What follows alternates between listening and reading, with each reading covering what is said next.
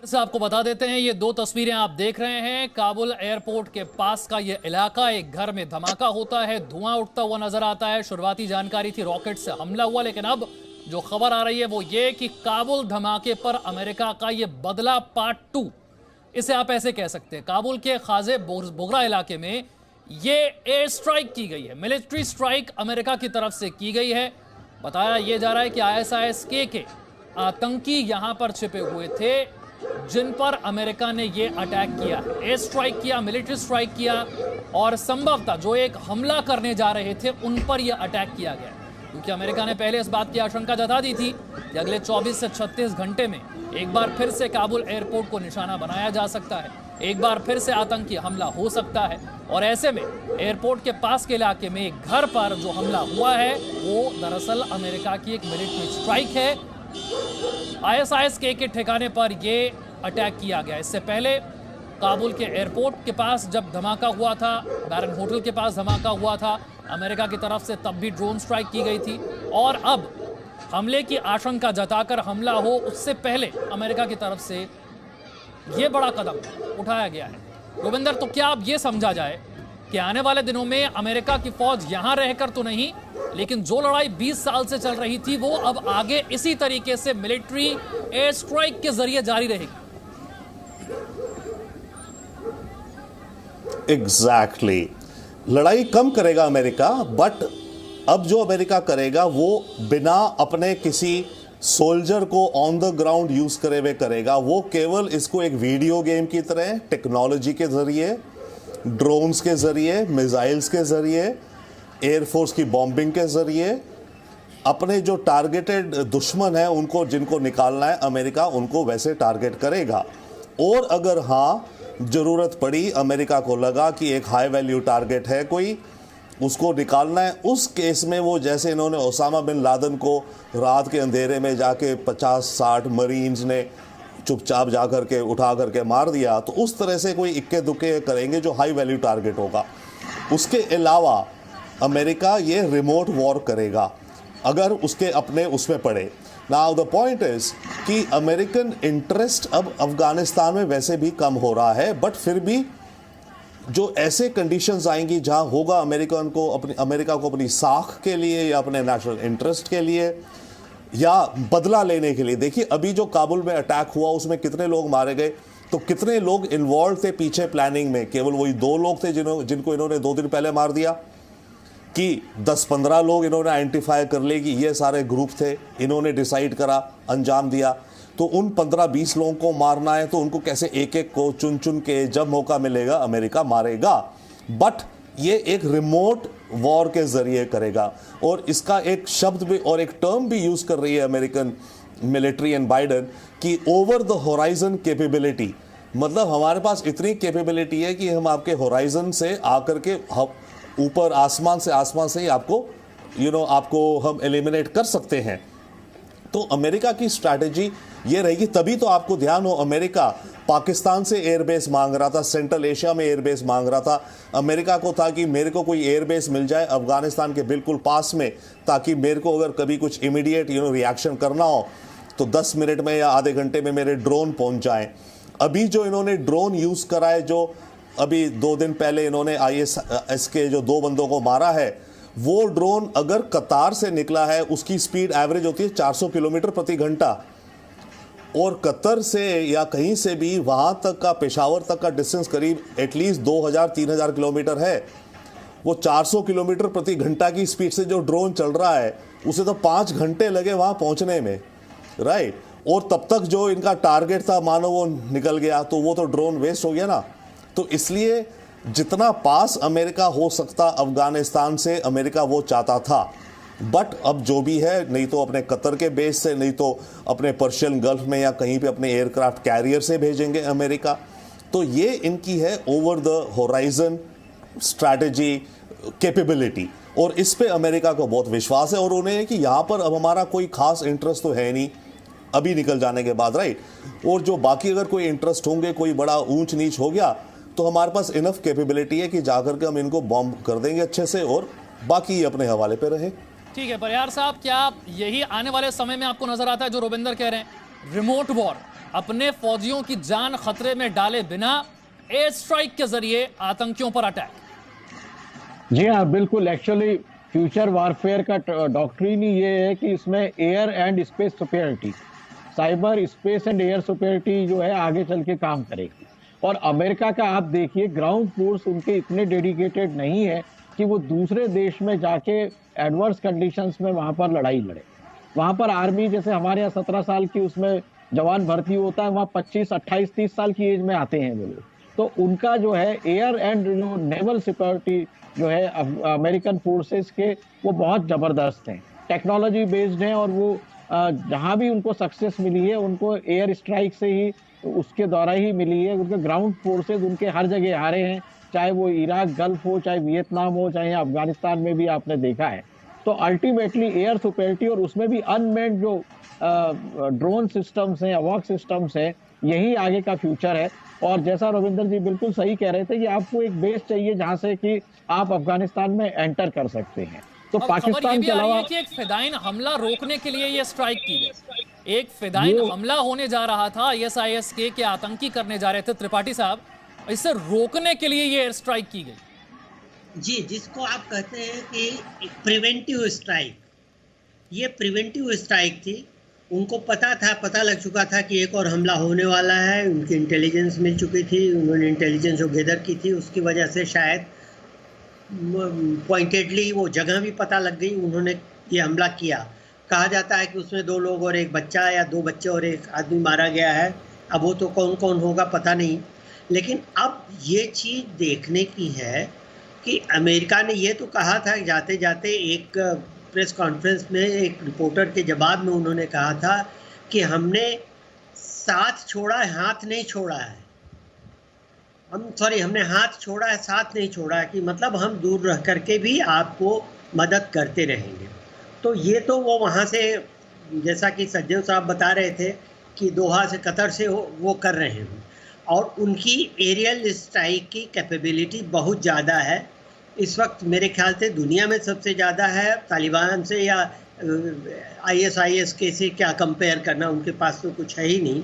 तो ये वो करते रहेंगे। लेकिन मुझे एक जो डर लग रहा है वो ये है कि अभी तो ठीक है, अभी इन्होंने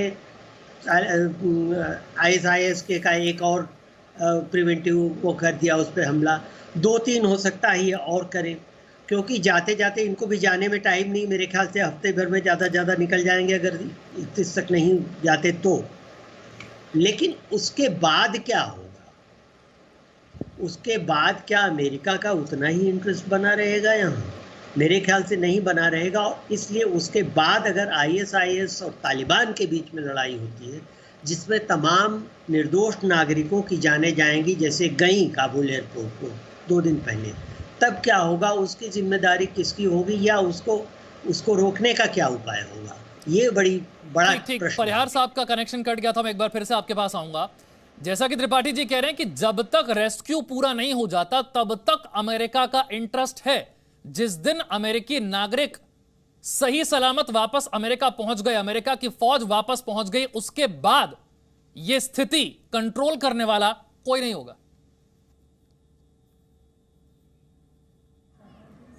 कंट्रोल करने में अमेरिका जो है वो पूरा, जैसा त्रिपाठी साहब भी बोल रहे थे कि वो पूरा छोड़ेंगे नहीं। जो बाइडेन इतना ही कोशिश करें, उनको नाटो कंट्रीज का भी प्रेशर उनके पास आएगा, क्योंकि अगर आगे चल के अफगानिस्तान में चाइना या रशिया का इन्फ्लुएंस बढ़ता है तो अमेरिका को मजबूरन चाइना को काउंटर करने के लिए इसमें एक्टिवेट अपने आप को करना ही पड़ेगा। तो मैं समझता हूं कि ये समय के साथ में इसमें बदलाव आएंगे। आप ये सैक्रोसेंट बड़ी खबर इस वक्त की काबुल अटैक पर, अब तक की ये सबसे बड़ी खबर आपको बताने जा रहे हैं। अमेरिकी अधिकारियों के हवाले से यह खबर आ रही है, जो अटैक अभी अमेरिका ने किया, सुसाइड कार बॉम्बर को निशाना बनाया गया है। एक सुसाइड कार बॉम्बर, तालिबान ने भी सुसाइड बॉम्बर पर हमला करने की बात को माना है। काबुल अटैक पर यह बड़ी खबर है। एक सुसाइड बॉम्बर कार के जरिए अटैक करने जा रहा था ISIS का, जिसे अटैक में ढेर कर दिया गया। सुसाइड कार बॉम्बर, उसे निशाना बनाया गया। ये बड़ी खबर है। जैसे ही धमाका हुआ, पहले ये लग रहा था कि पहले की तरह जैसे काबुल एयरपोर्ट को निशाना बनाया गया था, क्या फिर ISIS ने ऐसा किया है? लेकिन थोड़ी देर में यह बात साफ हो गई कि यह अमेरिका की मिलिट्री स्ट्राइक है और ISIS-K के आतंकी ठिकाने को निशाना बनाया गया। अब साफ हो गया कि एक सुसाइड कार बॉम्बर था, एक सुसाइड कार बॉम्बर जो हमला करने जा रहा था उस पर अटैक किया गया, उसे ढेर किया गया। ये बड़ी खबर। रुबिंदर, ये बहुत इंटरेस्टिंग बात है विशाल जी। हम यही बात कर रहे थे कि या तो जो टारगेट है अगर अमेरिका ने करा है, या तो उसको मारा है जो कि 2-4 दिन पहले जिसने काबुल में करा था, इनको पता था कि वो इन्वॉल्व था, उसको मारा है, या फिर इन्होंने उसको मारा है कि जो कोई नया एक्टिविटी करने जा रहा था। जैसे कि आप बता रहे हैं कि सुसाइड बॉम्बर जो कार लेकर के जाने की तैयारी में था उसको मार दिया, इसको प्रिवेंटिव कहेंगे, राइट? ये दोनों हैं। बट इसके चलते विशाल जी एक बड़ी इंटरेस्टिंग चीज़ निकल के आ रही है, वो ये आ रही है कि अमेरिका निकलता तो जाएगा और ये अच्छा, अब ये इस सुसाइड बॉम्बर की लोकेशन कैसे मिली अमेरिका को? अमेरिकन इंटेलिजेंस के पास थी कि तालिबान ने दी अमेरिका को? ओके, अगर ये तालिबान ने इंफॉर्मेशन दी और अमेरिका ने स्ट्राइक करा, और अभी 4 दिन पहले भी जो अमेरिका ने इधर आपके नंगर खान में जो IS के जो मास्टर प्लानर को मारा इस काबुल अटैक के, उसमें भी खबरें थी कि वो लोकेशन एग्जैक्ट तालिबान ने बताई है। तो इसका मतलब ये पैटर्न अगर बढ़ता गया तो अमेरिका विड्रॉ भी करता गया, तो आगे जाकर के क्या तालिबान IS के की ठिकानों और की बंदों की इंफॉर्मेशन अमेरिका को देगा और अमेरिका अपनी ओवर द होराइजन से आके मिसाइल से, ड्रोन से उन्हें मारेंगे, रॉकेट से? ये एक बहुत ही अजीबो गरीब बट इंटरेस्टिंग एंड जो भी आप कहे वो डेवलपमेंट हो सकती है अगर ये जो पैटर्न दिख रहा है मुझे, अगर इन दोनों स्ट्राइक जो अमेरिका ने करी, इसकी इंटेलिजेंस अमेरिका को कैसे मिली, इसकी खबरें हमें तो पता नहीं चलेंगी एग्जैक्टली, परंतु अगर ये दोनों लोकेशंस और दोनों टारगेट्स की लोकेशंस तालिबान ने दी हैं अमेरिका को और अमेरिका ने अटैक किया है, तो फिर तो अमेरिका चाहे चले भी जाए 31 तारीख को, ठीक है, अफगानिस्तान में टोटल कयास रहेगा, लड़ाइयाँ होंगी तालिबान की और ISIS की, परंतु कोई एक बड़ा टारगेट तालिबान को जैसे ही पता चला कि कुछ ये बड़े लोग यहाँ बैठे हुए हैं, 10-15 जमघट है, उसने अमेरिका को बताया और अमेरिका ने ओवर द होराइजन आके उनको मार दिया, ढेर कर दिया। तो ये तो बड़ी स्ट्रेंज कोलैबोरेशन, कोऑपरेशन हो जाएगी बिटवीन तालिबान और अमेरिका। लेकिन यहाँ पर एक खतरा भी सामने आ रहा है और वो ये है कि ये suicide car bomber Kabul international airport को निशाना बनाने जा रहा था। इससे पहले भी हमला एयरपोर्ट के पास ही किया गया था, इस बार भी कोशिश वही थी, एयरपोर्ट को टारगेट करना। तो त्रिपाठी साहब, अगर एयरपोर्ट इतना जबरदस्त टारगेट पर है, अभी तो रेस्क्यू मिशन बहुत लंबा चलना है, अभी तो कई देशों के नागरिक हैं जो निकाले जाने हैं। एयरपोर्ट पर अगर इस तरीके से बार बार अटैक किए गए तो क्या होगा इस तरह से रेस्क्यू मिशन का? देखिए, ऐसा है कि अगर एयरपोर्ट पे बार बार अटैक होंगे तो रेस्क्यू ऑपरेशन खतरे में पड़ ही जाएगा। जैसे आपने देखा, ब्रिटेन ने अपना रेस्क्यू ऑपरेशन सस्पेंड कर दिया है, ब्रिटेन ने इसके लिए माफ़ी भी मांगी, हो सकता है कुछ और मुल्क करें। लेकिन जैसा कि सचदेव साहब कह रहे थे कि अगर चला भी जाता है अमेरिका तो भी ISIS तालिबान के खिलाफ रहेगा अगर तालिबान ने ये इंटेलिजेंस इनपुट दी है। और दूसरा, उसमें एक डिफरेंट एंगल ये भी निकल के आ रहा है कि पता ये भी चला है कि हक्कानी ग्रुप के साथ ISIS के संबंध है और यही हक्कानी ग्रुप जो है वो तालिबान के साथ भी बातचीत में लगा हुआ, तालिबान के साथ में है। और यही हक्कानी ग्रुप जो है, ये हक्कानी और ISIS के दोनों ही पाकिस्तान द्वारा पैदा किए गए हैं। तो इसमें कौन किसका साथ देगा ये बड़ी देखने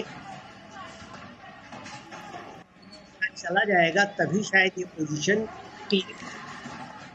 और इसके साथ एक चीज़ और होगी और वो चीज़ ये है कि जैसा कि परिहार साहब कह रहे थे कि अमेरिका आखिरी टाइम तक रहेगा, मेरे ख्याल से एक, आप सुन पा रहे हैं ना मेरी आवाज़? जी जी जी। एक इसमें एंगल ये भी है कि कुछ खबरें ये आई थी कि अमेरिका अफगानिस्तान से निकल रहा है। इसका एक बड़ा कारण ये है कि यहाँ पर 20 साल में अमेरिका को कोई बहुत ज़्यादा कमेंडेबल या डिसनेबल सफलता नहीं मिली है और अमेरिका अब चाहता है अपना फोकस करना यहाँ के अलावा, यहाँ के बजाय वो साउथ चाइना सी में ज़्यादा फोकस करना चाहता है अपना, ताकि वो चीन को वहाँ कंटेन कर सके। और चीन अगर उधर कंटेन होगा उस मोर्चे पे अगर चीन कंटेन होगा तो शायद इस मोर्चे पे चीन को उतना ज़्यादा बढ़त करने का मौका नहीं मिलेगा। तो एक ये भी एंगल है, लेकिन अब इस पे पता नहीं कहाँ तक ये सही होगा, ये देखा जाएगा बाद में। ठीक है परिहार साहब, जो बात मैंने कही, काबुल एयरपोर्ट निशाने पर है। ये सुइसाइड कार बॉम्बर ये भी काबुल एयरपोर्ट को ही निशाना बनाने के लिए निकल रहा था और अमेरिका के पास इंटेलिजेंस था, जानकारी थी, सीधा उसे टारगेट किया गया, उसे ढेर किया गया। लेकिन खतरा यही है कि अभी रेस्क्यू मिशन चलना है, कई देशों के नागरिक निकलने हैं, एयरपोर्ट को बार बार निशाना बनाया जा रहा है। 2, 4, 10, 20 आतंकी मारने से आईएसआईएस के खत्म नहीं होने वाला। जी बिल्कुल, आईएस के जो है उसका काफी बड़ा नेटवर्क है और उनके अफगानिस्तान और पाकिस्तान में इंफ्रास्ट्रक्चर बहुत ज्यादा है। कहा जाता है कि करीब 2000 लड़ाके हैं, पर इससे भी ज्यादा होंगे। और उनकी फंडिंग रिसोर्सेज जो है वो कई सोर्सेज से आती है, तो वो कभी खत्म होंगे नहीं। त्रिपाठी साहब ने बहुत अच्छा विश्लेषण दिया है कि ये आपस में इनकी लड़ाइयां चलेंगी। अब हक्कानी ग्रुप की बात आई है तो तालिबान ने काबुल एयरपोर्ट और उसके आसपास का इलाका हक्कानी ग्रुप को दिया हुआ है सिक्योरिटी और सारा गवर्न करने के लिए, मैनेज करने के लिए। तो ये आपस में इंटेलिजेंस इंफॉर्मेशन ऐसे होते हैं, क्रॉस भी होती हैं। जो अमेरिका को जो इंफॉर्मेशन दे रहा है वही अमेरिका की इंफॉर्मेशन दूसरी तरफ भी दी जाती है। ऐसा ये इंटेलिजेंस में बहुत कॉमन चीज है। तो आपस में इनका टग ऑफ वॉर सारे जो हक्कानी है, तालिबान है और आईसिस के, इनके आपस में चलेंगे। अब रहा सवाल ये कि अमेरिका के एक्शन आगे क्या होगी। देखिए, आप कुछ भी होगा, एक पैक्ट तालिबान के साथ में अमेरिका और यूरोपियन कंट्रीज का डेफिनेटली होना है कि रेस्क्यू ऑपरेशंस आगे भी चलेंगे और चलाना पड़ेंगे। मगर उसमें डायरेक्ट अमेरिकन फोर्सेस का सपोर्ट रहेगा या मल्टीनेशनल रहेंगी या तालिबान इनको सपोर्ट करेगा, ये आगे देखने वाली बात है। मगर इतनी जल्दी कि आप 2 दिन के अंदर पूरा रेस्क्यू कर लेंगे, वो तो बिल्कुल पॉसिबल ही नहीं है। और आईसिस के का मॉड्यूल भारत के लिए भी बहुत बड़ा खतरा है। हमारे यहाँ उनके स्लीपर सेल डेवलप हो गए तो साउथ ईस्ट एशिया और पाकिस्तान के भी उसमें खतरा आगे चल के आएगा, जो आज पाकिस्तान आईएसआई को समझ में नहीं आ रहा। आप ऐसे कह सकते हैं, अब तक एक आतंकवादी संगठन सत्ता में आने की बात कर रहा था, अब 2 आतंकवादी संगठनों की आपस में लड़ाई हो रही है अफगानिस्तान पर कब्जे को लेकर। जी हाँ बिल्कुल। अब उनको लगता है आईसिस के को कि उनकी जो विचारधारा है उससे तालिबान अभी धीरे धीरे शिफ्ट हो रहा है, वो मॉडरेट होते जा रहे हैं। यूरोपियन कंट्रीज के प्रति उनकी नफरत कम हो रही है। भारत की तरफ भी अगर वो लाइट उसमें मूड में रहते हैं तो आईसिस के तो उनका प्लानिंग तो पूरा हिंदुस्तान, चाइना, बांग्लादेश सब पे इस्लामिक राज अपना बनाने का है। तो वो अब इनके आपस की लड़ाइयां डेफिनेटली आगे चल के बढ़ेंगी और अमेरिका के बाहर जाने के बावजूद अफगानिस्तान का गृह युद्ध लंबा चलेगा। इसमें री एंट्रीज जो है वो डेफिनेटली होंगी आगे चल के, वो आप देखेंगे। यानी त्रिपाठी साहब, आईएसआईएस के को लग रहा है कि तालिबान थोड़ा कम कट्टर है, थोड़ा कम क्रूर है। आईएसआईएस के को होना चाहिए सत्ता में अफगानिस्तान की। तालिबान के बारे में कई बार यही शिकायत आईएसआईएस के की रही है कि तालिबान जो है बड़ी नरमी दिखा रहा है, शरीयत के हिसाब से नहीं चल रहा और इस्लामिक राज्य को उनके फुल कैपेसिटी में नहीं बनाने की कोशिश कर रहा है। और इसीलिए देखिए इन्होंने क्या किया कि तालिबान से, कुछ लश्कर-ए-तोयबा से और कुछ और देशों से, ईरान से और उज्बेकिस्तान से, ताजिकिस्तान से भी इन्होंने कुछ लड़ाके लेकर के आईएसआईएस बनाया था, जो 3 साल तो चुप रहा, लेकिन 1919 से थोड़ा बढ़ा और 2020 से, और पिछले साल पहले 4 महीनों में साल के इसने अफगानिस्तान में 77 से ज़्यादा हमले किए थे। और ये कहा जा रहा था कि इसका प्रभाव जो है, इसका प्रभाव तालिबान के प्रभाव को कम कर सकता है। लेकिन अभी गनीमत यह है कि इनमें से कोई भी नॉर्दर्न अलायंस के साथ नहीं है। ये बिल्लियों के बीच की अभी लड़ाई हो रही है, तो इसमें ये देखना होगा इसमें फ़ायदा किसका होता है। संजय महसिन साहब भी हमारे साथ जुड़ गए हैं, रक्षा विशेषज्ञ हैं। महसिन साहब, आप कैसे समझाएंगे इसे? आईएसआईएस के ठिकानों पर एक सुइसाइड कार बॉम्बर पर अमेरिका की एयर स्ट्राइक। एक मिनट, एक्चुअली मेरे को आपका स्क्रीन बिल्कुल नहीं दिख रहा है और दूसरा आपका सवाल भी जरा आपको फिर दोहराना पड़ेगा। क्योंकि अगर आप मुझे सुन पा रहे हैं, ये जो तस्वीरें हम देख रहे हैं आईएसआईएस के एक सुइसाइड कार बॉम्बर पर, ये अमेरिका की एयर स्ट्राइक है, मिलिट्री स्ट्राइक की है। ये वो सुइसाइड कार बॉम्बर है जो काबुल एयरपोर्ट को निशाना बनाने जा रहा था। इसको थोड़ा प्री मैच्योर होगा बोलना, क्योंकि जो रिहायशी इलाका है वहाँ लोग पानी वगैरह डाल रहे थे। मैंने दूसरे चैनल में अभी देखा था, तो कुछ क्लियरिटी नहीं है। और इतना मेरे को पता है, जो ये इलाका है एयरपोर्ट से काफी दूर है, तक वेस्ट को है, और तकरीबन 10-12 किलोमीटर के आसपास है। ये काफी दूर इलाका है। अब वहां से ये सुसाइड बॉम्बर आ रहा था, तो वहां पर इसको बिल्कुल टारगेट किया है, तो वो भी नहीं अभी पता है। क्योंकि जितना अभी तक क्लिपिंग दिखी है उसमें तो ऐसा लग रहा था कि कोई घर के ऊपर हुआ है। और फिर अगर एयर स्ट्राइक से हुआ तो फिर यस, पिन पॉइंटेड हो सकता है और काफी एक्यूरेट खबर हो सकती है। पर अभी थोड़ा वेट एंड वॉच करना पड़ेगा, क्योंकि कुछ फ्रेंड्स हैं मेरे काबुल में, मैंने उनसे भी बात की है, तो वो भी अभी क्लियर पिक्चर नहीं दे पाए हैं। तो इससे ज्यादा एनालिसिस करना अभी शायद मेरे लिए उचित नहीं रहेगा, क्योंकि कुछ बोल देना और फिर बाद में और कुछ निकले तो थोड़ा गलत रहेगा। नहीं, ठीक है रोविंदर, हम उसी पर चर्चा कर रहे हैं जो खबरें अब तक सामने आ चुकी हैं। तालिबान ने भी इस बात को स्वीकार किया है कि सुसाइड कार बॉम्बर था, उसी पर हमला किया गया। अमेरिकी अधिकारियों के हवाले से भी यही बात सामने आ रही है कि सुसाइड कार बॉम्बर था, निशाना काबुल एयरपोर्ट था। जी हाँ, बिल्कुल। जो खबरें आ रही हैं, रॉयटर्स भी वायर एजेंसी है और आई थिंक रशियन सोर्सेज ने भी, रशियन वायर और प्रेस ने भी कह रहे हैं। तो इसका मतलब जो समझ आ रहा है ये था कि ये सुसाइड बॉम्बर शायद उस बिल्डिंग में रहता होगा, ठीक है ना, क्योंकि और इसका इसका ऑब्जेक्टिव ये होगा, या इनके पास इंटेलिजेंस होगी कि ये अगले 1 घंटे में या कल सुबह ये कार में बम भर के इसने रखे हुए हैं, रख लेगा और जा रहा है एयरपोर्ट की तरफ सुसाइड बॉम्बिंग करने में कार के साथ। तो ये इंटेलिजेंस होगी। अब इंटेलिजेंस कहाँ से मिली अमेरिकन को? उनकी खुद अपनी सर्वेलेंस से मिली, या तालिबान वालों ने दी उन्हें कि ये है आइडेंटिफाइड टारगेट है, इसे आप एलिमिनेट कर लो।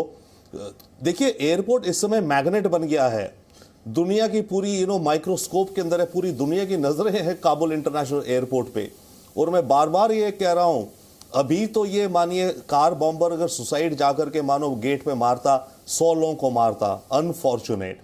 परंतु एक और खतरा है कि कोई अगर रॉकेट लॉन्च कर दें ये लोग, जो कि हवाई पट्टी पे गिरे एयरपोर्ट की, तब आपके हवाई जहाज उड़ नहीं पाएंगे और ना ही कोई नया हवाई जहाज उतर पाएगा, क्योंकि एक बार अगर रनवे पे गड्ढे वड्ढे हो गए तो प्लेन टेक ऑफ थोड़ी कर सकता है। और उस गड्ढे को रिपेयर करना भी आसान नहीं होगा आज की हालत में, राइट। वहां पे कौन सी कंस्ट्रक्शन कंपनी मिलेगी, कहां से सीमेंट आएगी, कौन सी कंक्रीट आएगी जो अब रनवे को रिपेयर करेंगे, राइट। तो अगर वैसा कोई हादसा हो गया तो काबुल एयरपोर्ट एक बैठा बैठाया ट्रैप बन जाएगा, जिसमें 3-4 हजार अमेरिकन सोल्जर्स, क्योंकि 5,000 हैं तो उनमें से कुछ निकलने शुरू हो जाएंगे अगले 1-2 दिन में, 3-4 हजार अमेरिकन सोल्जर्स, कुछ में भी किसी और के भी सोल्जर्स, कुछ फॉरेन सिटीजन्स, वो सब के सब वहां एक प्रेशर कुकर की तरह अंदर फंस जाएंगे। तब सोचिए कितना इनको, इनके आतंकी ऑब्जेक्टिव्स को वो मिलेगा बूस्ट। तो वो एक बहुत बड़ा अलग किस्म का खतरा है, डिपेंडिंग अपॉन द नेचर कि किस तरह का अटैक ये ट्राई कर रहे हैं। और मेरे हिसाब से तो अगर आप IS खोरखान हो और आपका ऑब्जेक्टिव वो सबसे ज्यादा डैमेज करना है, तो वो नंबर 1 टारगेट बनता है। एयरपोर्ट की टैक्सी वे को डैमेज करो, सब फंस गए। 15 दिन के अंदर बन नहीं पाएगा, महीने में नहीं बन पाएगा, सारा खाना पीना खत्म होगा, सोल्जर्स भूख से मर रहे होंगे, अमेरिका क्या करेगा? और शायद यही ओके। एंड इसके अलावा by the way, other than airport, Ravinder ji, अपने दर्शकों को जिन्होंने अपनी टीवी सेट सभी ऑन किए, एक बार फिर से सारे अपडेट्स बता देते हैं। इस वक्त जो आप तस्वीर देख रहे हैं, ये अफगानिस्तान में जो अमेरिका द्वारा एयर स्ट्राइक की गई है, रॉयटर्स की तरफ से दावा किया जा रहा है कि एयर स्ट्राइक की गई है अमेरिका द्वारा। आईसिस खुरासान के खिलाफ एक सुसाइड बॉम्बर था, उसको टारगेट किया गया है, उसकी कार को टारगेट किया गया है। तस्वीरें जी न्यूज़ आप तक लगातार पहुंचा रहा है। करीब 6:10 पर यह खबर आई कि काबुल एयरपोर्ट के नॉर्थ साइड पर एक रॉकेट जो है, रॉकेट से स्ट्राइक की गई है। धमाका हालांकि उससे भी हुआ और एक बच्चे की इसमें मौत की खबर है। लेकिन अब जो तस्वीर जिस तरह से अनफोल्ड हो रही है पूरी सिचुएशन, उसके मुताबिक तालिबान कह रहा है अमेरिका ने सुसाइड बॉम्बर को निशाना बनाया है। वहीं अमेरिकी अधिकारियों के हवाले से भी यही दावा किया जा रहा है कि दरअसल एक सुसाइड बॉम्बर की कार को निशाना बनाया गया है। आप लगातार ये देख रहे हैं किस तरह काबुल एयरपोर्ट से अफरा तफरी की तस्वीरें आई हैं। लोग बड़ी संख्या में अफगानिस्तान छोड़कर जाना चाहते हैं, तो बड़ी संख्या में लोग काबुल एयरपोर्ट पर रहे। 26 अगस्त को भी 2 धमाके हुए थे, जिनमें से एक आत्मघाती धमाका था। करीब 183 लोगों की इसमें मौत हो गई थी, जिसमें 13 यूएस मरीन्स शामिल थे, जिन्हें श्रद्धांजलि देने के लिए अमेरिका के राष्ट्रपति जो बाइडेन पहुंचे हैं। वो तस्वीर भी हमने आपको दिखाई थी। और एट द सेम टाइम इसी वक्त आप ये खबर भी देख रहे हैं कि अमेरिका द्वारा ये दावा किया जा रहा है, तालिबान द्वारा भी ये कहा गया है, और जो अमेरिकी अधिकारी हैं उनके हवाले से भी न्यूज़ एजेंसी द्वारा ये दावा किया जा रहा है कि अमेरिका ने ये एक बड़े धमाके को देखते हुए, जिसकी आशंका थी और जिसे लेकर जो बाइडेन पहले भी अलर्ट कर चुके थे, चेतावनी दे चुके थे कि 24 से 36 घंटे में किसी बड़े धमाके को अंजाम देने की कोशिश की जा सकती है आतंकी संगठनों द्वारा, उसे देखते हुए अमेरिका ने सुसाइड बॉम्बर्स को टारगेट किया है। ये न्यूज़ एजेंसी के हवाले से अमेरिकी अधिकारियों को कोट करते हुए कहा जा रहा है। कई खास मेहमान लगातार हमारे साथ हैं। जनरल मैस्टन, जल्दी से आपका एक कमेंट यहाँ पर लेना चाहूँगी कि एक तरफ हम तस्वीर देख रहे हैं एट द सेम टाइम कि अमेरिका के राष्ट्रपति जो बाइडेन, जो 13 यूएस मरीन्स हैं जिनकी मौत हुई जब 26 अगस्त को आत्मघाती हमला हुआ, उनकी बॉडीज़ को रिसीव करने पहुंचे, उन्हें श्रद्धांजलि देने पहुंचे। और एट द सेम टाइम हम ये तस्वीरें भी अपने दर्शकों को दिखा रहे हैं, जिसमें अब ये दावा किया जा रहा है कि अमेरिका की तरफ से एक बड़े हमले को टालते हुए आईसिस खुरासान को निशाना बनाया गया और सुसाइड बॉम्बर को टारगेट किया गया। जनरल मैस्टन, सॉरी, एक्चुअली मेरे को इस पे दिख नहीं रहा था, जरा क्वेश्चन फिर से दोहराइएगा। मैं ये कह रही हूँ कि अब ये जो दावा किया जा रहा है कि अमेरिका ने सुसाइड बॉम्बर को टारगेट किया है, क्योंकि लगातार काबुल एयरपोर्ट जो है उस पर अफरा तफरी का माहौल है, भारी संख्या में वहां पर लोग मौजूद हैं, क्योंकि इवैक्यूएशन का जो पूरा प्रोसेस है वो लास्ट स्टेजेस में। अमेरिका के लिहाज से बात करें तो कंप्लीट पुल आउट की जो बात कही जा रही थी उसमें सिर्फ 2 ही दिन का वक्त बाकी है। ऐसे में इस बड़ी खबर को कि आईसिस खुरासान को अमेरिका द्वारा एक बार फिर से निशाना बनाया गया है, आप कैसे देखते हैं? मैं इस नजरिए से देखता हूं, क्योंकि पहली बात, अगर ये बिल्कुल सही न्यूज़ है, जो लग रहा है अभी सही है, तो पहली बात ये काफ़ी क्रेडिबल और रिलायबल इंटेलिजेंस थी, इसीलिए वो कर पाए हैं। क्योंकि पहले रिपोर्ट्स आ रही थी कुछ रॉकेट अटैक हुआ है, कुछ रिहायशी इलाके में गिरा है, और कुछ मेरे जो फ्रेंड्स हैं काबुल में उनसे भी मेरी बात हुई थी, तो वो भी अभी तक क्लियर नहीं थे कि ये, बस इतना पता है कि काबुल एयरपोर्ट से वेस्ट को काफ़ी आगे जाके गिरा है। अब ये जो स्थिति है, अमेरिका ने जो ये टारगेटिंग की है, तो इसका मतलब इनको तालिबान या कोई तो क्रेडिबल इंफॉर्मेशन दे रहा है। पर इसके कुछ पहलू हैं। एक पहलू तो शायद मैंने किसी स्पीकर को सुना था कि ISI के अभी एयरपोर्ट को भी टारगेट कर सकता है, रनवे को भी टारगेट कर सकता है, और मैं उस बात से बिल्कुल सहमत हूँ। बहुत अच्छी एनालिसिस है। साथ में अमेरिका जो ये कर रहा है, इसके कुछ कॉन्सिक्वेंसेस और परिणाम उनके लिए हो सकते हैं। क्योंकि देखिए, सैनिक तो निकल जाएंगे 31 तारीख तक, चलिए मान लिए एयरपोर्ट में कोई डैमेज नहीं हुआ और वो निकल गए, सब ठीक ठाक है। पर आज की तारीख में अमेरिकन जो सिविलियन है, जो सिटीजन्स हैं, वो काफ़ी वहाँ पर रह रहे हैं।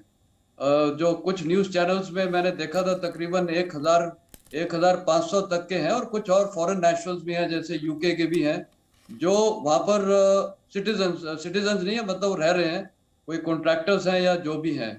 तो सिचुएशन ये आ सकती है कि अगर ये अटैक्स बढ़ते गए, तो देखिए इनके पास एक बहुत बड़ी हथियार है, ये ISIS के और तालिबान के, वो होस्टेज बनाएंगे। और होस्टेज अगर सिचुएशन आ गई, तो वो तो फिर बहुत ही मुश्किलात हालात हो जाएगी अमेरिका के लिए। क्योंकि आपको पता, जब भी ऐसी होस्टेज टाइप सिचुएशन होती हैं, तो ये एक देश में काफी प्रभाव डालता है डिसीजन मेकिंग में।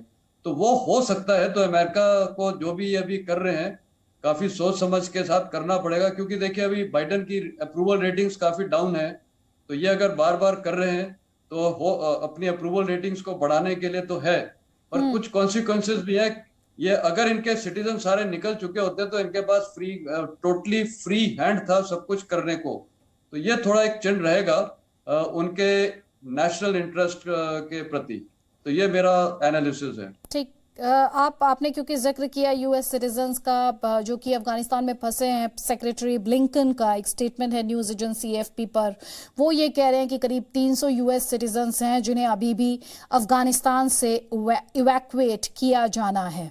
तो ये 300 यूएस अमेरिकन सिटीजन्स जिन्हें अभी इवैक्यूएट किया जाना है। एट द सेम टाइम हम अपने दर्शकों को ये भी बता रहे हैं, वो तस्वीरें भी दिखा रहे थे जब जो बाइडन पहुंचे हैं डॉवल एयरफोर्स बेस पर डेलावेयर में उन 13 यूएस मरीन्स के बॉडीज को रिसीव करने के लिए जो कि अफगानिस्तान में 26 अगस्त को जो आतंकी हमला हुआ था उसमें मारे गए। कई खास मेहमान लगातार हमारे साथ हैं और जनरल परिहार, एक कमेंट यहां पर मैं आपका चाहती हूं।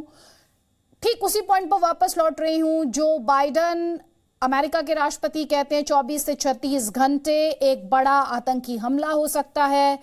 उसी दौरान ये स्ट्राइक, इसके लिए अगर मैं प्रीएम्प्टिव स्ट्राइक कह सकूं, क्योंकि ये कहा जा रहा है सुसाइड बॉम्बर को टारगेट किया गया है, और ठीक उसी वक्त वो श्रद्धांजलि देने के लिए पहुंचे हुए अपने उन 13 यूएस मरीन्स को जिन्होंने अपनी जान खो दी है जो 26 अगस्त को अटैक हुआ।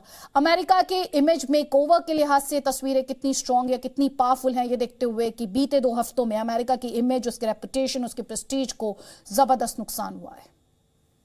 डेफिनेटली जो इन्होंने प्लानिंग करी है उसमें ये सिंबॉलिक दोनों क्लब किए हैं कि हम वहां पर स्ट्राइक कर रहे हैं और यहाँ जो बाइडेन जो है वो श्रद्धांजलि पहुंचे, तो ये वो रीएश्योर करना चाहते थे कि अमेरिकन फोर्सेस और अमेरिकन एडमिनिस्ट्रेशन और जो बाइडेन जो है वो इस चीज पे बहुत ही सख्त रुख अपना रहे हैं और जो भी कुछ वहां पर हुआ उसका हम अच्छी तरह से जवाब देने में सक्षम है। जनरल मैसन ने बहुत अच्छी एनालिसिस की है और मैं हमेशा इस बात को मानता हूं कि कभी भी कोई जो इंटरनेशनल लेवल पे आप प्लानिंग कर रहे हैं कि हम इवेकेशन 31 अगस्त तक कर रहे हैं, तो उसके प्लान बी और प्लान सी डेफिनेटली अमेरिकन और नाटो फोर्सेस ने बना के रखे होंगे। और ये जो एंगल है कि जो अमेरिकन और दूसरे यूरोपियन कंट्रीज के नागरिक वहां रह गए वो आगे होस्टेज ना बने या कुछ है, तो इसके लिए भी उनकी कुछ इंटरनल प्लानिंग जो है वो डेफिनेटली हुई होगी।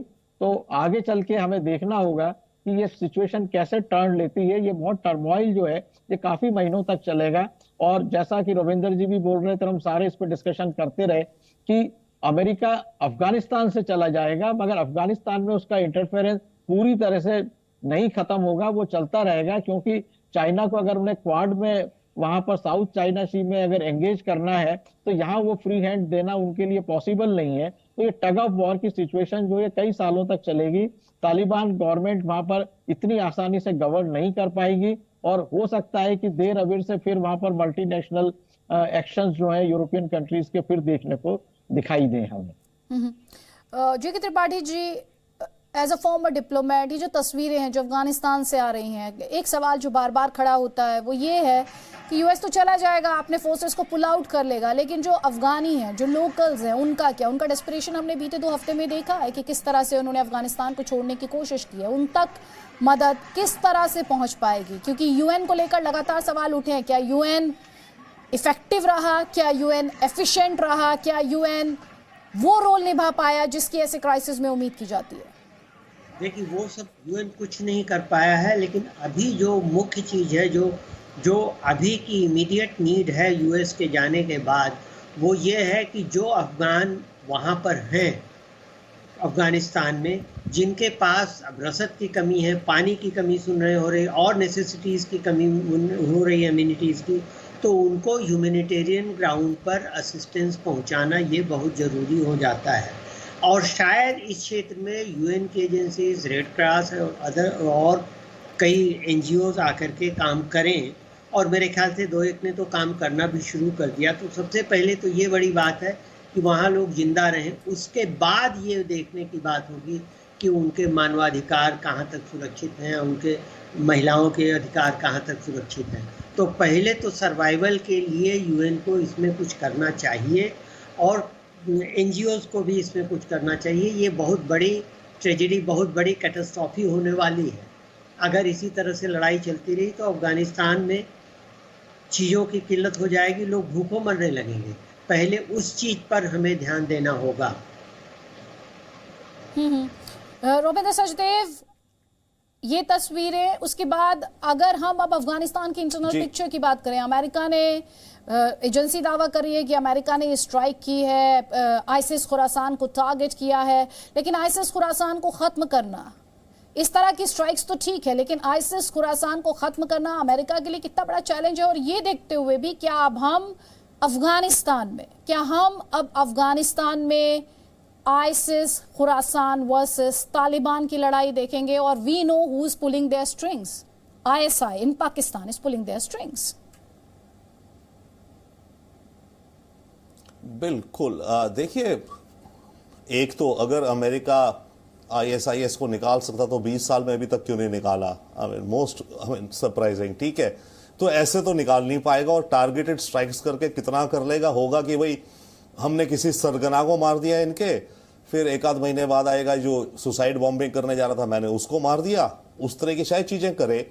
बट इसमें इंटरेस्टिंग पॉइंट ये आएगा कि तालिबान को अगर अपना सर्वाइवल करना है अगेंस्ट आईएसआईएस, तो क्या तालिबान ग्राउंड इंटेलिजेंस अमेरिका को दे और अमेरिका उनको ओवर द एयर एलिमिनेट करता जाए? देखिए, अगर इस तरह का कोई वर्किंग रिलेशनशिप बन गया बिटवीन तालिबान एंड अमेरिका, तब तो कुछ आईएसआईएस को नुकसान पड़ेगा। और दूसरी बात, एक चीज और ध्यान रखिए, पाकिस्तान, देखिए आईएसआईएस के लिए पाकिस्तान भी बहुत बड़ा दुश्मन है, और पाकिस्तान के अंदर है तहरीक तालिबान, जो पाकिस्तानी तालिबान है, जो पाकिस्तान की सरकार से लड़ता है। अब अगर आईएसआईएस में जोश और जोर आ गया, तो वो तो तहरीक तालिबान के साथ मिलके या अलग करके पाकिस्तान की सरकार पर भी चलेगा। तो इन दैट केस क्या पाकिस्तान के भी इंटरेस्ट में है कि उसको भी काफी ग्राउंड इंटेलिजेंस है अफगानिस्तान में क्या हो रहा है, कौन क्या खेल खेल रहा है? तो इन दैट केस क्या पाकिस्तान भी इंटेलिजेंस शेयरिंग शुरू कर देगा अमेरिका के साथ, उन्हें बताएगा देखो ये आईएसआईएस वाले यहां बैठे, इन्हें मारो? तो उस केस में आईएसआईएस को शायद कुछ रोका जा पाएगा, क्योंकि अभी से पहले जब अमेरिका था अफगानिस्तान में, तो अमेरिका तो तालिबान से भी लड़ रहा था, आईएसआईएस से भी लड़ रहा था, सबसे लड़ रहा था। तो अमेरिका को कोई हो सकता है बेटर या अच्छी ग्राउंड इंटेलिजेंस ना मिल रही हो, पर अब अमेरिका बाहर है और आईएसआईएस तालिबान को टारगेट कर रहा है, और इधर देखना पाकिस्तान में भी उथल पुथल होगी। तो ये दोनों देश अपनी सिक्योरिटी के लिए, अपने सेल्फ इंटरेस्ट के लिए, अगर ये अमेरिका से इंटेलिजेंस शेयर करना शुरू कर दे कि यहां ये बैठे हैं इस इस गांव में, इस शहर में, इस बिल्डिंग में, अमेरिका ओवर द होराइजन आके मारे, तो क्या वो एक एक इमर्जिंग पैटर्न होगा? मेरे को थोड़ा लग रहा है कि चांस ये हो सकता है। जब आप मुझसे ये बात कह रहे हैं सर, जब आप मुझसे ये बात कह रहे हैं, sorry I am interrupting you, लेकिन जब आप मुझसे ये बात कह रहे हैं तो उसामा बिन लादेन कहाँ मिला था और पाकिस्तान क्या बोलता रहा, और फिर अमेरिका ने उसामा बिन लादेन को कहां पर जाकर ढूंढ निकाला? तो पाकिस्तान आतंकियों की पोल खुद से खोलेगा, आपको इसकी संभावना कितनी लगती है? मैं मानता हूं जीरो है, परंतु अगर पाकिस्तान की खुद वजूद क्वेश्चन में आ जाए, क्योंकि ये आईएसआईएस तो पाकिस्तान को मारने में है भाई, तारिक तालिबान ये लोग तो, अगर क्योंकि इनको तो अपना जो खुरासान बनाना है, अपना डार्क शारिया करना है, तो पाकिस्तान को भी कहते हैं भाई ये सारा इलाका इन्हें कंट्रोल करना है। तो अगर ये सारा इलाका कंट्रोल करना है तो पाकिस्तान पे भी करेंगे ये। ओके, अब yes you are right and we understand कि पाकिस्तान इनसे काफी मिले जुले है, तो हो सकता है पाकिस्तान अवॉइड कर जाए, पर एक पॉइंट तो आएगा ना शायद कि पाकिस्तान का सर्वाइवल खुद उस पे आ जाएगा क्वेश्चन मार्क में, अगर आईएसआईएस ऐसे अटैक्स पाकिस्तान के अगेंस्ट करने शुरू करे ना। हम कह नहीं सकते वो करेगा, बट अगर कर दिए शुरू तो पाकिस्तान को भी तो अपने सर्वाइवल के लिए उन्हें मारना पड़ेगा। पाकिस्तान खुद तो उनसे लड़ नहीं सकता, ठीक है? तो पाकिस्तान इनवाइट करेगा, और पाकिस्तान के लिए अच्छा भी रहेगा, चुपचाप पीछे अमेरिका को बोला ये रहे वहां पर मार दो, तो कहने को तो ये भी नहीं होगा पाकिस्तान को कि मैंने बताया, भाई अमेरिकन इंटेलिजेंस ने गैदर करी होगी, मार दिया। तो इस तरह की अलग अलग गेम्स चलेंगी, और सबके अलग अलग इंटरेस्ट हैं इस इलाके में। अब परंतु जो बात निकल के आ रही आदित्य जी, वो ये है कि इस समय की माहौल में ये आईएसआईएस खुरासान जो है सबसे ज्यादा एक्सट्रीमिस्ट और रेट्रो, या जो भी आप शब्द यूज कर लें, खुराफाती, खौफनाक है। तालिबान भी है, परंतु आज की दुनिया में तो सरप्राइजिंग हो रहा है कि तालिबान के लिए थोड़ा माइल्ड माना जा रहा है कंपेयर टू आईएसआईएस। एंड दूसरा, यस तालिबान कम से कम कहने में तो कह रहा है ना दुनिया को कि ठीक है मैं अपनी जमीन नहीं दूंगा दूसरों को, वो कितना कंट्रोल कर सकता है अपनी जमीन और कितनी नीयत है उसकी, वो बात अलग है। ठीक रॉबिंदर जी, लेकिन ये स्पष्ट करते हुए कि तालिबान आतंकी संगठन गवर्न करना और आतंकी संगठन होना दोनों अलग तरीके के एरियाज ऑफ एक्सपर्टीज, और आतंकी संगठनों में शायद हम बार बार इसी बात को दोहराते हैं और भारत ने खासतौर पर ये स्टैंड मेंटेन किया है कि गुड तालिबान और बैड तालिबान या गुड टेररिज्म और बैड टेररिज्म नहीं होता है, टेररिज्म टेररिज्म होता है, और इसको लेकर दुनिया को क्लैरिटी होनी चाहिए। जय के त्रिपाठी जी, आप कुछ कहना चाह रहे थे sir, please make your point. जो एक चीज मैं रविंद्र सचदेव जी की बात को आगे बढ़ाना चाह रहा था, पाकिस्तान ने दोनों को बढ़ावा दिया है, बल्कि तीनों को बढ़ावा दिया है, Taliban, Haqqani group and ISIS Khorasan, जिसको मैं ISIS खुराफात कह सकता हूँ क्योंकि सबसे ज़्यादा खुराफाती वही है अभी आज की डेट में। नाउ अब प्रॉब्लम यह है कि पाकिस्तान को भी ये लोग देर सवेर, अगर ये लड़ाई चलती रही, अमेरिका के जाने के बाद भी अगर ये अंदरूनी लड़ाई चलती रही, तो देर सवेर इससे पाकिस्तान को भी नुकसान होगा, क्योंकि पाकिस्तान अभी तो मैन मनी मटेरियल से भी वो कर रहा है, तालिबान की मदद कर रहा है, और बाद में क्या होगा कि पाकिस्तान के ही खिलाफ ये लोग चढ़ेंगे, एक तरह से बूमरैंग की सिचुएशन चली आएगी।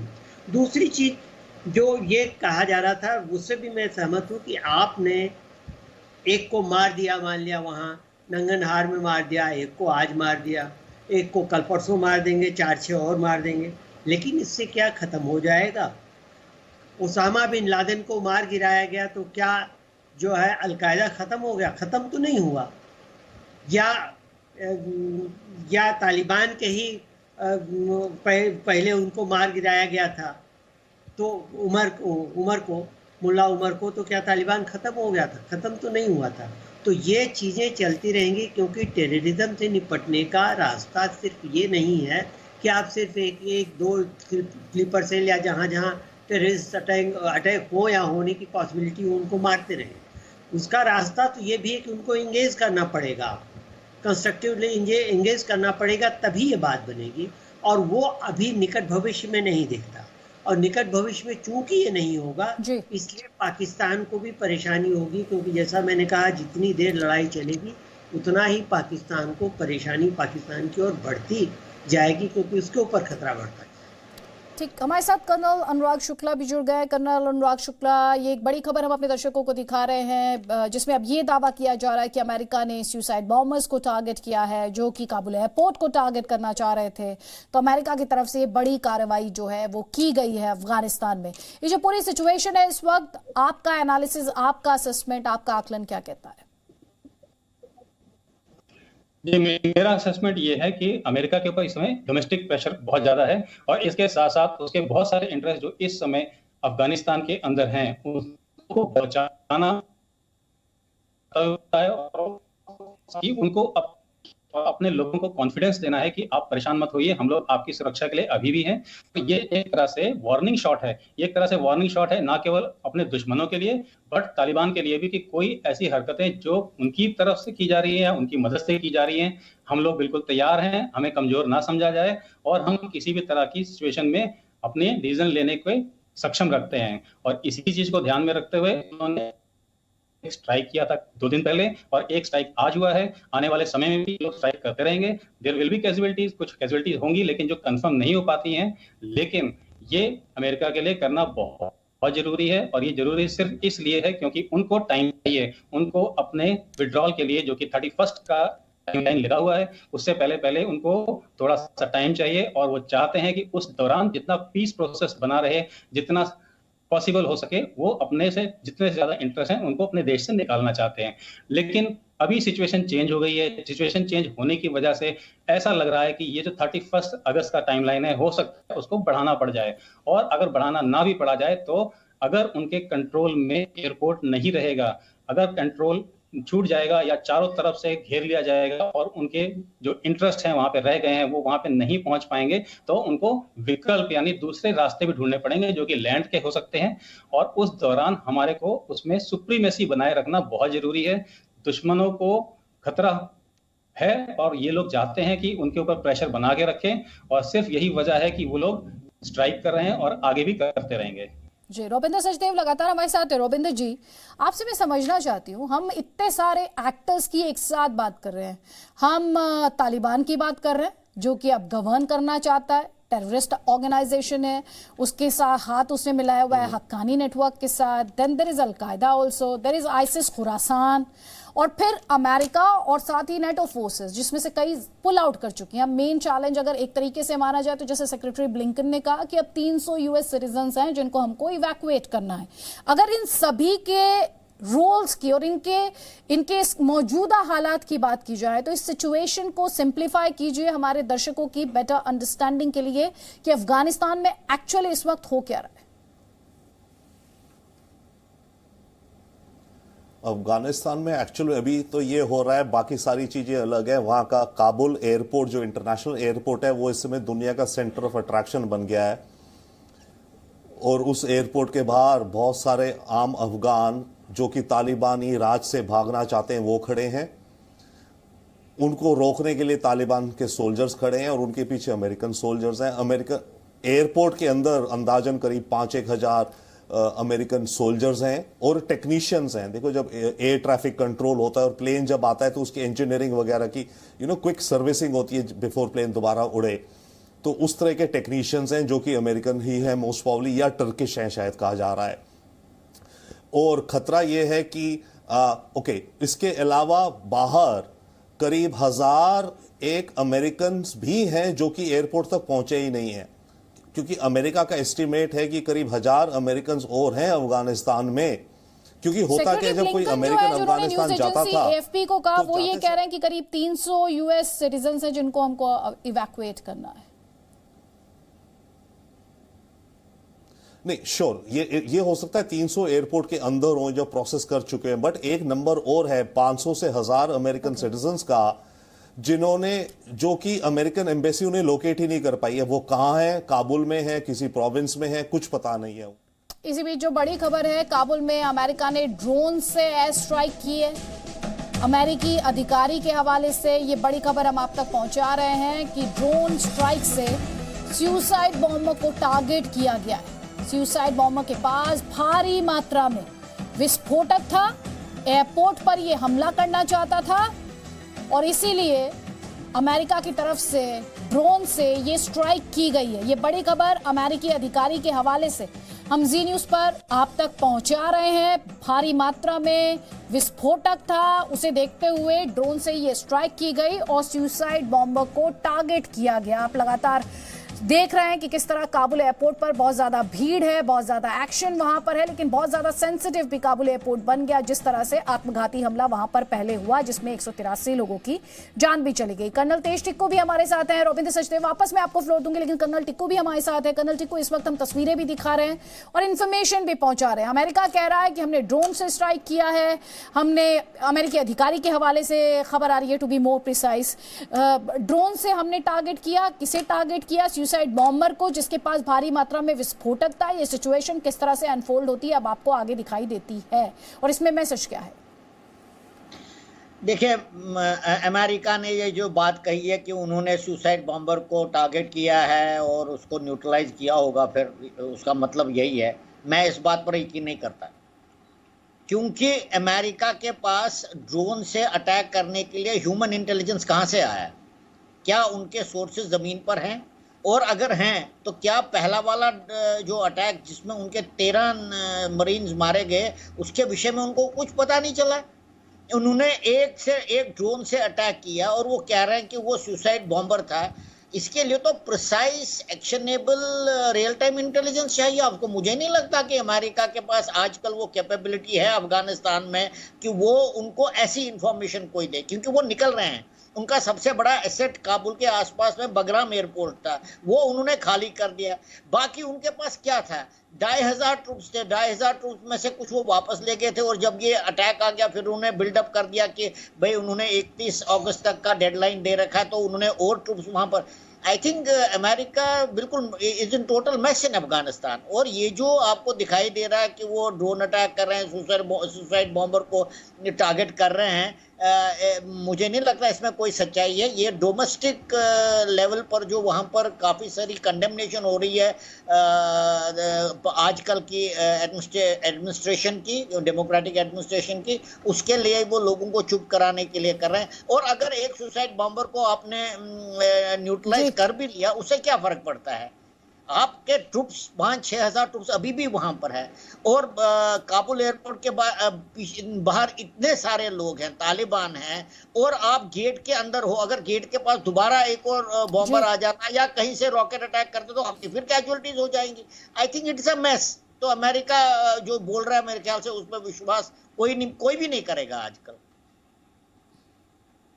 हमारे साथ कर्नल यशिका त्यागी भी हैं, उनसे कमेंट हम लेंगे, लेकिन ये बड़ी ब्रॉडकास्ट आपको लगातार दिखा रहे हैं कि दो धमाके 26 अगस्त को हुए और एक धमाका आज हुआ, जिसे अमेरिकी अधिकारी के हवाले से ये कहा जा रहा है कि ये एक स्ट्राइक थी, ड्रोन स्ट्राइक थी, आत्मघाती हमलावर पर, जिसके पास भारी संख्या में विस्फोटक था। Presenting B News app available on Google Play and App Store. Download it now.